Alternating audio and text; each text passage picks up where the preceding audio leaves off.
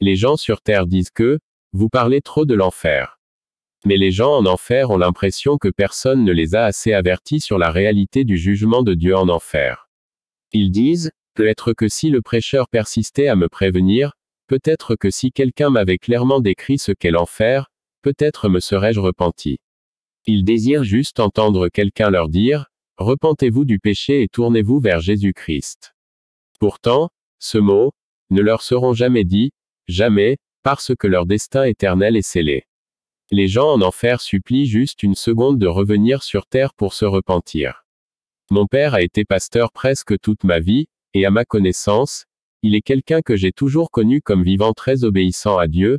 Pourtant, quand Jésus m'a montré à quel point l'enfer est réel. Comme ces gens en enfer sont réels. Comme leur tourment est réel. Comme l'enfer est inimaginablement vaste. J'ai passé des heures au téléphone avec mon père, juste à essayer de lui décrire ce que Jésus m'avait montré, parce que, je voulais qu'il s'assure qu'il n'y aille jamais. Pourtant, ce n'était même pas la première fois que Jésus me montrait l'enfer. Mais j'ai passé le jour suivant à appeler chacun de mes frères, juste pour leur expliquer de se détourner du péché et de s'accrocher à Jésus, parce que l'enfer n'a pas de sortie et si jamais tu finis là-bas.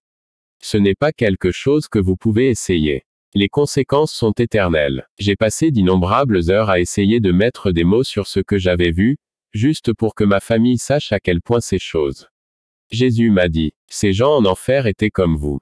Ils ont prié, chanté, jeûné tout comme vous. Ils n'étaient pas complètement dans le monde, ils me connaissaient. Mais pourquoi sont-ils en enfer? Ils voulaient une double vie, moi, un jour, le monde le lendemain, ça ne marchera jamais. Si vous vivez dans le péché, vous êtes si privilégié parce qu'aujourd'hui, Jésus-Christ vous donne une chance d'échapper à l'enfer, de ne jamais y aller. Parce que nous pouvons argumenter et défendre notre péché, et penser que le jugement de Dieu n'est pas réel, mais le jour où nous mourrons, nous réaliserons à quel point, les conséquences du péché sont graves.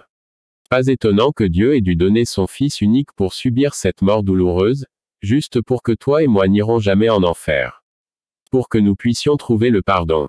Jésus nous invite donc dans sa miséricorde à abandonner nos péchés d'adultère, de convoitise, de fornication, de vanité, d'orgueil, de pornographie, de non-pardon, d'ivresse, de musique et de films mondains, de fumée, de commérage, de mensonges, de s'habiller à moitié nu et de tout autre péché. Nous pouvons être pardonnés si nous nous détournons de notre péché, et croyons en Jésus, afin que son sang nous rende propres. Mais si nous nous accrochons à notre péché, alors nous ne pouvons que nous attendre à vivre son jugement et l'enfer sera notre part.